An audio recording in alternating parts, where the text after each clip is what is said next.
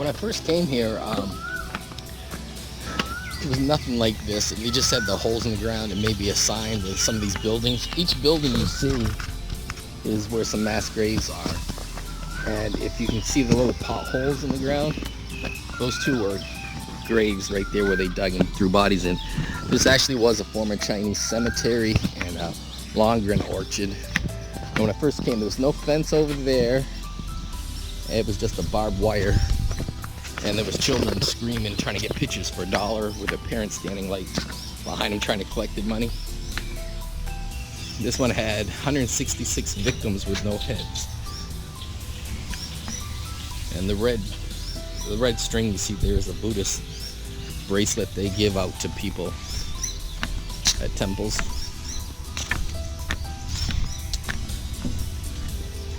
Still, when I got here, they actually had clothes still on the ground and bones still on the ground, which they hadn't cleaned up. And here's some more graves, burial sites. You see there's a lot of holes in the ground, and that's where a lot of the bodies were thrown.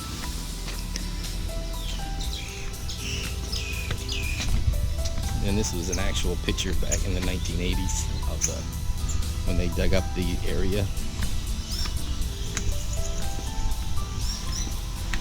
And like I said, this was a former Chinese graveyard.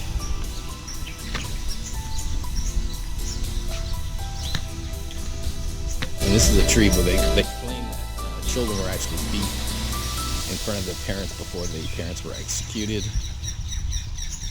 More than 100 in this grave. The thing is about the children is I've never seen any evidence of children's skulls or children's bodies. There may have them, but they don't show them if they do.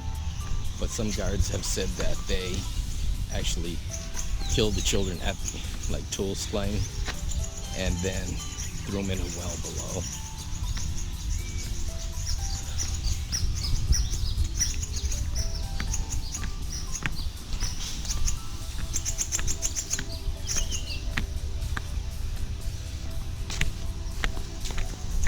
Ooh, that chicken. You just scared that chicken.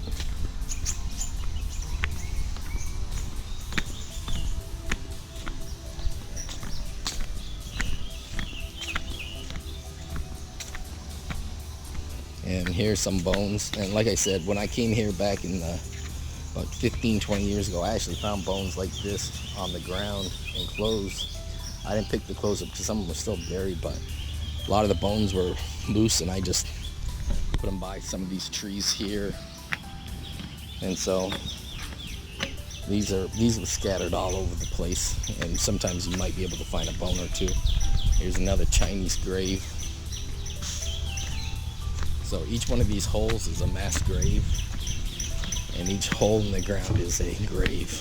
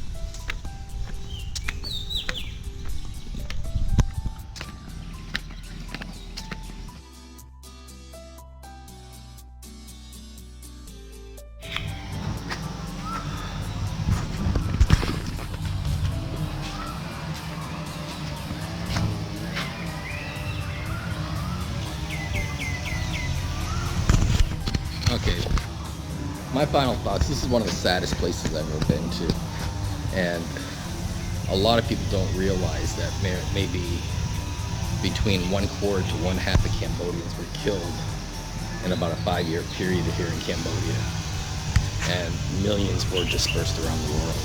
So if you look at Cambodia today, it is about, I would say or estimate from what I read years ago, but I'm gonna have to change the numbers, It was like 60% of the population today in Cambodia is under 40. So it's a very young country. And when the Khmer Rouge came into power, what they wanted to do was go back to year zero and start all over again. So to get rid of all the non-traditional Khmer traditions or culture, whatever influenced Cambodian culture, they wanted to go back to start all over again. So rock and roll was abolished. Music was abolished. Traditional Cambodian music stayed.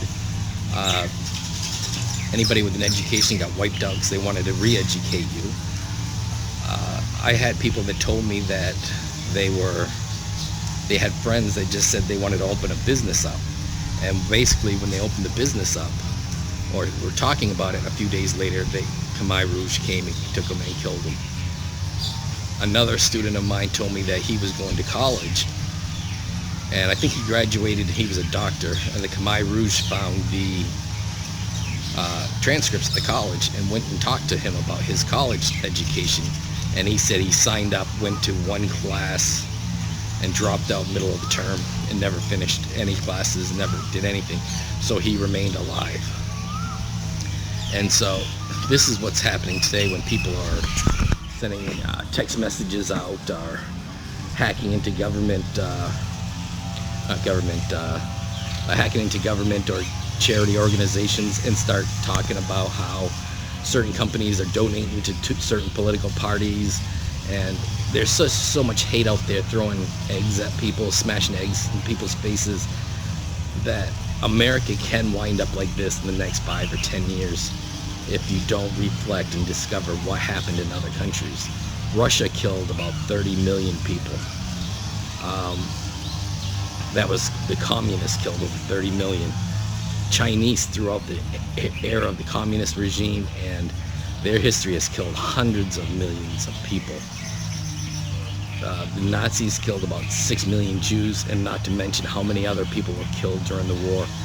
Cambodia, between 1 to 3 million Cambodians were killed from either starvation, war, or these killing fields. This wasn't the only killing field. There's hundreds around the country. So I'm just saying, this is one of the saddest things I can see. And I'm just asking America, and I'm asking people around the world, respect other people's political views. If you can't respect it, keep quiet. Voice your opposition, but don't get violent. Don't wish them death. Don't wish them to do anything. So, alright, so I love you all.